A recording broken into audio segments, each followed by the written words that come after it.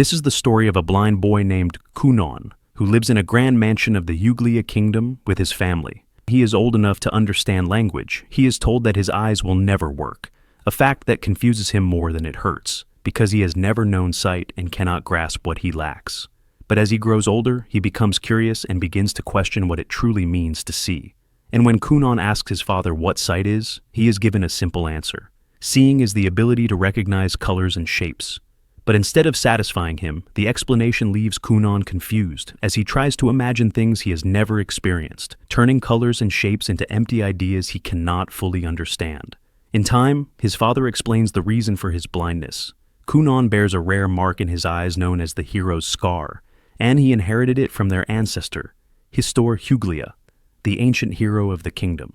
The mark is not a curse but a sign of their great bloodline, and his father tells him he should never feel ashamed of it. Despite this reassurance, Kunon becomes aware of how others see him. Servants whisper when they think he cannot hear, speaking of his condition with pity and calling his blindness a tragedy for a royal child. Kunon hears every word and struggles to understand why people feel sorrow for him over something that has always been his normal. Later that day, his magic instructor is due to arrive, and Kunon is led through the mansion by his maid, Iko, the person he relies on most.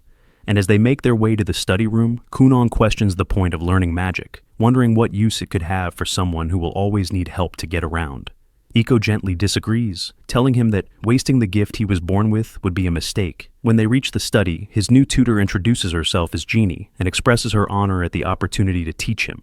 The lesson begins soon after, and to everyone's surprise, Kunon succeeds on his very first attempt, effortlessly conjuring a small sphere of water. Unable to see what he has done, he asks for a description, and Jeannie tells him that the water floats in the air, shaped like a small ball roughly the size of an eyeball. That description triggers a sudden realization. Kunon begins to wonder if magic could someday allow him to create eyes of his own, ones capable of letting him perceive the world directly. The idea takes hold instantly, reshaping how he views his future. And from that moment on, Kunon clings to a single belief. With enough training, magic may one day allow him to understand colors and shapes just like everyone else. That same afternoon at lunch, Kunon feels a subtle yet meaningful shift when he becomes curious about what lies inside his sandwich and, for the first time, asks about its ingredients. Iko happily explains each component in careful detail. Describing textures and flavors, and preparing meals for him takes on new importance now that he wants to understand what he eats rather than consume it. After lunch, his etiquette instructor, Flora, arrives to read with him and asks which story he would like to hear, and Kunon immediately requests the tale of Histor Huglia. Flora hesitates, aware that Histor is the very hero tied to Kunon's blindness. But Iko notices the pause and reassures her with a confident gesture. Flora agrees to continue while asking Kunon to speak up if the story becomes too painful, a concern he calmly dismisses as he explains that he wants to know everything. So, the legend is told. Long ago, the champions of the world fought a brutal war against a demon lord, and Histor Huglia, the greatest warrior of his age, defeated that enemy at terrible cost. Histor survived but lost an arm and a leg, and in the generations that followed, some of his descendants were born missing limbs, eyes, or other parts of themselves. These children came to be known as bearers of the hero's scar. Kunon listens carefully, but he refuses to believe that his life is chained to an old tale of heroism or misfortune. He believes his life is his own, and that what matters is not legend or bloodline, but what he can achieve through his own effort. That resolve drives him into harsh training. He pushes his young body until the strain finally overwhelms him, and he collapses. Iko rushes to his side and brings him inside to rest, and when Kunon recovers, he understands that willpower means little if his body cannot endure his goal. He accepts that collapsing from overexertion is unacceptable, and that to wield magic for long periods, he must strengthen himself physically as well. Iko advises sword training to build stamina and muscle, along with eating more to support his growth, and firmly reminds him that progress must be steady, not reckless. Kunon makes his choice and begins training under the sword instructor Uro. The sessions are grueling, leaving him exhausted. But when the next magic lesson arrives, Jeannie meets him at the training field, and Uro steps aside. Jeannie watches Kunon's sword practice and remarks on how impressive it is. Kunon agrees, saying that strengthening his body matters as much as refining his spells. He explains that his goal demands great stamina, and he is ready to build it no matter how hard the road becomes. Jeannie has always known Kunon as a quiet and withdrawn child, difficult to read. But the moment she sees him now, she senses a clear change. The emptiness she once noticed is gone, replaced by steady purpose. She asks him to repeat the spell they practiced before. Kunon responds at once and summons 7 perfectly shaped spheres that float in the air together. Genie is left speechless, knowing she has taught him nothing new, and realizes that his growth comes entirely from his own relentless effort. That same afternoon, Princess Mirica, Kunon's fiancée, arrives at the mansion with unease in her heart. Kunon has always seemed distant and hard to approach, and though she understands their engagement exists for royal duty, the thought of a future bound to someone so closed off troubles her. When she meets him, she notices at once how different he is, speaking with warmth and confidence she has never seen before. Their conversation flows easily, and when Kunon shows her his progress in water magic, she is genuinely captivated. What she expects to be an awkward obligation becomes a pleasant day, and during the carriage ride home, her thoughts keep returning to the way Kunon speaks and smiles. And for the first time, she looks forward to their next meeting.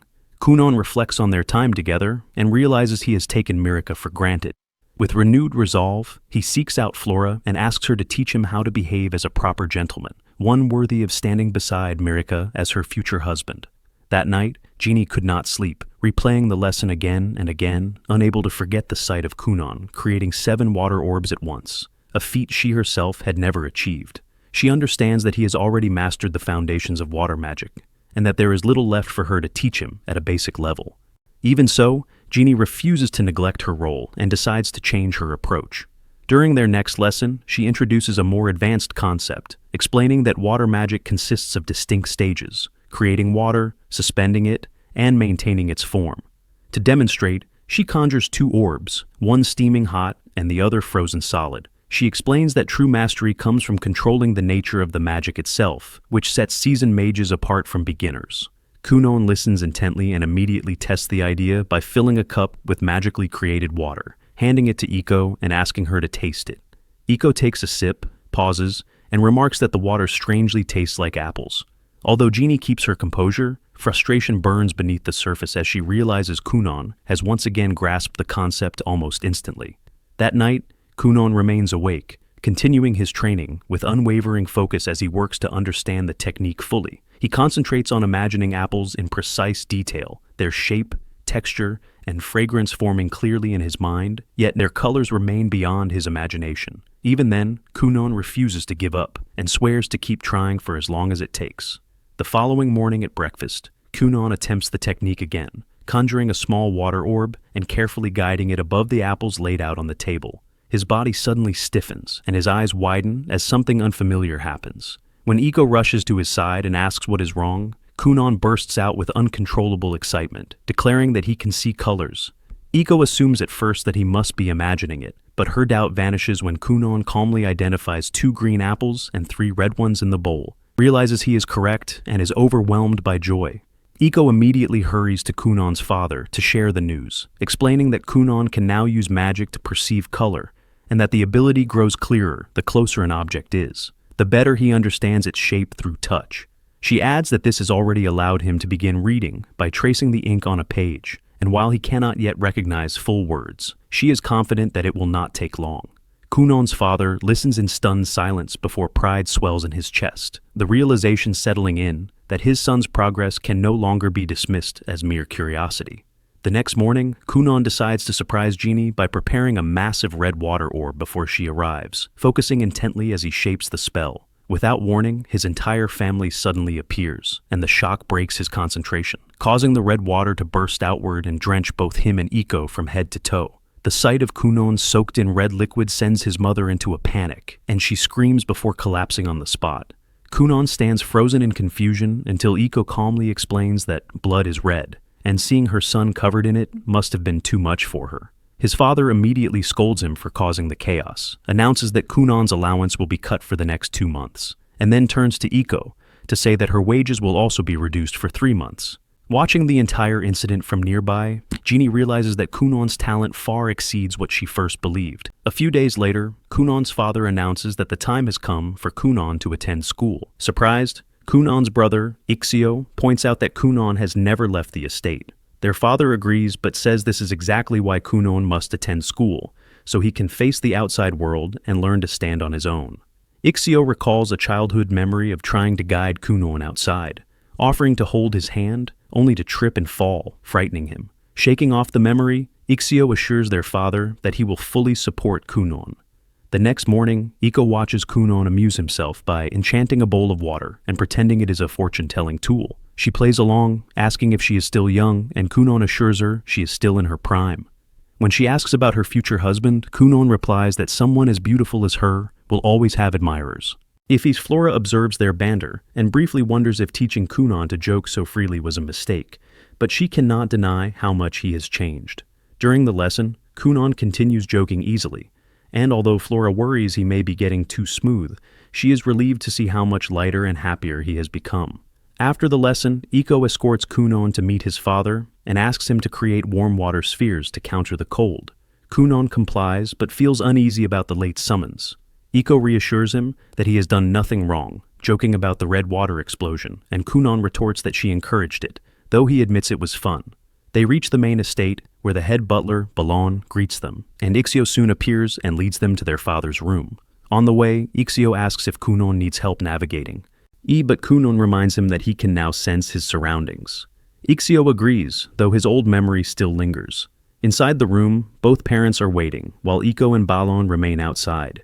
Their father asks Kunon if he will attend a proper school, and Kunon immediately refuses, saying he does not want to burden others, is already pursuing an important goal at home, and questions whether skipping school truly matters. His father explains that although school is normally mandatory for nobles, he secured a special exemption from the king due to Kunon's condition. Kunon suspects favoritism, but his father dismisses this and urges him to focus. When Kunon tries to change the subject by asking to have his allowance restored, the discussion turns heated until his mother intervenes. Their father then explains that this decision also concerns Mirika, noting that nobles who neglect their duties are criticized, and that if Mirika married someone seen as uneducated, that criticism would fall on her as well. These words weigh heavily on Kunon, and after thinking it over, he reluctantly agrees to attend school. He is reassured when his father says full-time attendance is unnecessary, and that Kunon only needs to take the annual advancement exams. Passing 5 exams will allow him to graduate, which lifts his spirits somewhat. Ixio adds that he and Mirika are upperclassmen and will help Kunon adjust. Their mother becomes excited about preparing Kunon's uniform and leaves with Iko to take his measurements. Ixio follows, but their father stops him and warns him that some nobles may trouble Kunon and Mirika. Now Ixio understands and promises to stay alert and protect his brother. The next morning, Kunon tells Mirika that he will enroll, and she is immediately pleased at the thought of spending more time together. Kunon admits he feels nervous about entering a new place, but Mirika reassures him that she will look after him. He worries about trouble from her admirers, and when he asks if she is truly popular, she proudly says that 5 boys have confessed to her, leaving Kunon sighing as he accepts that jealousy will follow him. Soon after, Kunon changes into his uniform for his first day, and as he heads for the carriage, Iko praises how handsome he looks, and Kunon replies smugly before climbing inside. Before departure, he casts a water spell that coats the wheels in a soft gel, and the carriage sets off for the city. Along the way, Ixio notices how smoothly it rides over the rough road, and Kunon explains that the spell absorbs the impact, so no one suffers back pain, briefly wondering if becoming a magical technician might suit him. Ixio asks if Kunon feels nervous, but Kunon calmly says he is far stronger than before. He thanks Ixio for his years of support and apologizes for being a burden during the worst of his condition, urging him to release his guilt over their childhood accident. Though surprised, Ixio listens as Kunon insists that the past no longer defines him and that he will keep moving forward no matter how hard the path becomes. Ixio smiles at how much his brother has grown until Kunon suddenly declares that he plans to live longer than the world itself to enjoy life, leaving Ixio stunned and wondering if Iko's influence is to blame. They reach the school gates, and Ixio is again impressed by Kunon's ability to sense those around him, and the carriage stops at the entrance. Kunon steps out, and Mirika rushes to greet him. He immediately praises her beauty so earnestly that she laughs and teases him back, leaving Ixio speechless at how naturally Kunon banters. When Mirika moves to lead him inside, Kunon pauses to listen to the many voices filling the academy. Though the noise surrounds him, he steadies himself, senses each presence, and realizes he is ready to be here. He takes a slow breath, offers Mirika his hand, and jokingly asks her to escort him like a dainty maiden, making her laugh as she leads him inside. In a quiet corner of the academy, Professor Cast waits for her new student, growing uneasy when he does not arrive. Knowing Kunon is the son of a marquis only worsens her anxiety, and she wonders if she is fit to teach someone of his rank. Her thoughts break when a group of girls squeals at the arrival of a striking student, and she freezes as Kunon walks past with his fiancée clinging to his arm. She hurries to introduce herself as his instructor, but Kunon greets her in an overly graceful manner, saying he is merely playing the part of a refined lady. She is left stunned until the bell rings, ending the awkward exchange. Mirika and Ixio take their leave, and Professor Cast watches them go, realizing she may be dealing with an unusually troublesome student. Nearby, several students whisper that Kunon bears the hero's scar, which immediately irritates Prince Lyall. His followers hastily cover their admiration with clumsy insults. Lyall snaps at them before storming off with his temper clear. Professor Cast then prepares a private room for Kunon's advancement exam and asks if he understands the basics, receiving a nod. She explains that although exams are usually spaced far apart, Kunon has permission to take his early, arranged by his father through the king. Kunon comments that his father and the king are close, but admits that the favoritism unsettles him and apologizes for the pressure his status places on the school. When Professor Cast ignores this, Kunon vents his frustration with noble politics until she cuts him off and begs him not to involve her. She finally hands him the exam papers. Later, Professor Cast reviews his completed exam, expecting a mess, and is stunned to find he has earned perfect marks. Kunon heads to lunch with Mirika. Prince Lyall and his entourage block their way. Lyall calls out to Mirika, making her visibly uneasy, and Kunon steps forward to face him. Ixio arrives behind them and freezes when he sees a noble confronting his brother. Lyall mocks Kunon for being blind and engaged to Mirika, leaving her unable to speak against her brother. Kunon notices and decides Lyall must be dealt with. Ixio tries to calm things, but Lyall orders him to back off. Kunon then secretly casts a spell, drawing moisture from the air and nearby drinks into Lyall's trousers. He points out the spreading stain, and the area falls silent before gasps erupt. Lyall panics, insists he did not wet himself, and flees in humiliation. Ixio asks Kunon if he caused it, and Kunon shrugs and pretends to be innocent. The three finally sit down to eat, and Kunon asks who the rude noble was. Mirika quietly says it was her older brother. Kunon feels for her, wonders why someone would treat his sister so cruelly, and thanks Ixio for always being a good brother. Ixio smiles stiffly, panicking as he realizes Kunon has humiliated a royal in public. Mirika tries to dismiss it, but Ixio senses trouble ahead, while elsewhere, Lyall storms through the academy, burning with anger. None of them fully understands why Prince Lyall showed such open hostility until Mirika speaks first. She explains that Lyall's behavior comes from his need to assert dominance, as he is the 6th prince while she is the 9th princess in the line of succession. However, she adds that her engagement to Kunon has changed matters. Because Kunon bears the hero's scar and has already proven himself a capable sorcerer, her standing among the nobility has risen quickly. Now that Kunon has formally entered high society, their combined status places them socially above Lyall, regardless of birth order. Kunon listens, scratching his head, and admits that the royal hierarchy is far too confusing for him, which makes Mirika laugh, saying that none of it matters to her. Kunon smiles and says he is glad to hear that, then briefly suggests apologizing to Lyall to avoid future trouble. Still, both Mirika and Ixio immediately reject the idea and firmly tell him not even to consider it. Before long, the day of Kunon's final exam arrives. Before going to the academy, he fits in a short training session with Genie, during which he summons a floating sphere of water and smoothly reshapes it into a solid orb of ice formed exactly like an apple. Genie reacts with clear admiration and remarks on how much he has improved in such a short time.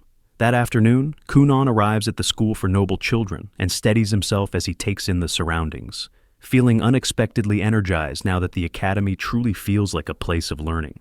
Professor Cast approaches him, wishes him good luck, and adds with a knowing smile that he likely will not need it given his current level of ability.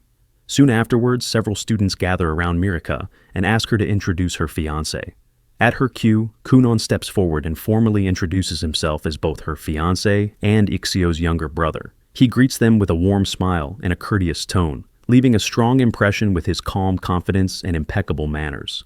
It does not take long for those around him to see him as the very image of a refined gentleman.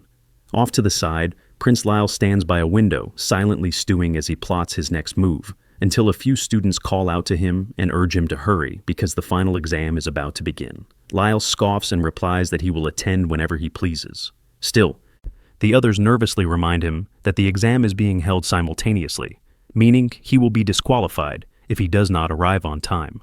Lyall studies their expressions, immediately senses their judgment, and realizes they have been mocking him behind his back, which only sharpens his irritation.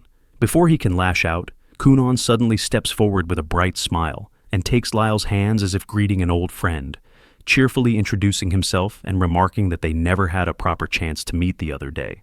Caught completely off guard, Lyall jerks his hand away and snaps, demanding to know who gave Kunon permission to speak to him or touch him at all. Kunon immediately apologizes, yet instead of retreating, he continues showering Lyall with sincere praise, one compliment after another delivered with unwavering enthusiasm. And even before Lyall can stop himself, his face begins to redden, and although he tries to maintain his composure, the change is obvious. The surrounding students burst into laughter, stunned to witness a side of Lyall they have never seen before. And moments later, everyone takes their seats as the final exam begins. Time passes quickly, and once the exam concludes, Professor Cast steps to the front of the room and announces the results by drawing a single flower on the board, signaling that every student has passed. The classroom erupts with cheers as students congratulate one another, relieved to have cleared the final hurdle together. With everything finished, Kunon boards his carriage and waves goodbye, telling them he hopes they will meet again, before returning to his family's mansion. Upon arriving home, Kunon immediately resumes training with Genie, who asks him to create a sphere of water and divide it into 10 equal parts, a task he completes effortlessly.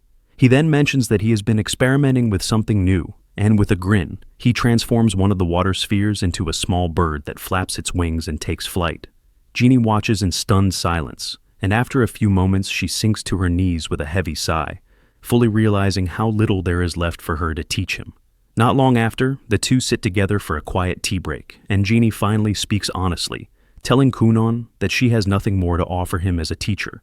She explains that he has already mastered every form of basic magic, and that once he advances further, he will easily surpass her, admitting that she has known this for some time and has only been assigning improvised exercises in hopes of remaining useful. Kunon immediately protests, springing upright as he tells her that he has been aware of the situation as well, but insists that those very exercises helped him expand his abilities in ways structured lessons never could. He says that without her guidance, scattered as it may have seemed, he would never have reached this point, and then abruptly asks whether she plans to leave because her pay is insufficient, offering to ask his father for a raise if that is the issue. Genie shakes her head and answers calmly but firmly, explaining that the problem is the opposite. She cannot continue accepting such a generous salary when she no longer believes she deserves it. She tells him that she does not want to be paid as a teacher when she no longer feels like one. Genie steps closer to Kunon and gently places both hands on his shoulders, holding his gaze as she tells him that she has reached her limit and repeats, clearly and without hesitation, that there is nothing more she can teach him. Kunon refuses to accept it and pleads with her to continue giving him those exercises, even if they are nothing more than empty routines meant to give the illusion of progress, insisting that he does not care whether they are genuine as long as they help him grow. Genie does not waver, and she meets his eyes steadily as she tells him, firmly and without apology, that she cannot continue. After saying this, she turns her back on him and walks away.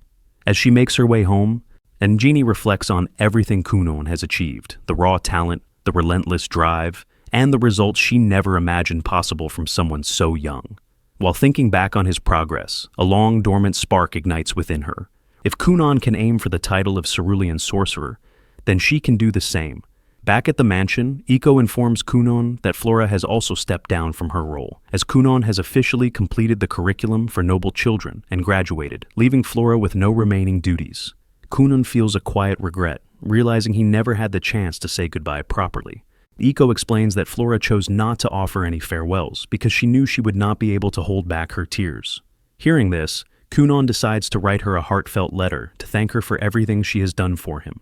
That evening during dinner, Kunon brings up Genie's resignation to his father, explaining that Genie no longer feels qualified to teach him and believes he deserves guidance from someone far more accomplished in magic. As they consider the situation, Ixio suddenly recalls hearing about an elite royal sorcerer named Zeonli Finroll, and the name immediately captures Kunon's attention. Without hesitation, Kunon declares that he wants Zeonli to be his next teacher, but his father cuts him off at once and dismisses the idea outright. He explains that royal sorcerers serve directly under the crown, all do not accept private students and are far too important to leave the castle or respond to personal requests. Rather than backing down, Kunon proposes a reckless plan, suggesting that he accompany his father on his next visit to the castle, deliberately get lost inside, and rely on the chance encounter with a royal sorcerer to charm them into becoming his mentor. His father immediately dismisses the idea, calling it dangerously foolish and saying its chances of success are barely 10%. Before Kunon can argue further, his mother interjects, fixing his father with an imploring look that instantly breaks his resolve. With a groan of defeat, his father agrees to raise the matter with the king and see whether anything can be done. Several days later, within the castle, the head of the royal sorcerers receives Kunon's formal request for royal tutelage and initially gives it little thought, nearly discarding it outright. However, when he notices the name Kunon, bearer of the hero's scar, he pauses, and the request suddenly feels far more important. And that is it for today. If you enjoyed this recap, please subscribe to the channel, hit the like button, and feel free to write whatever you want in the comments section. Thank you for watching.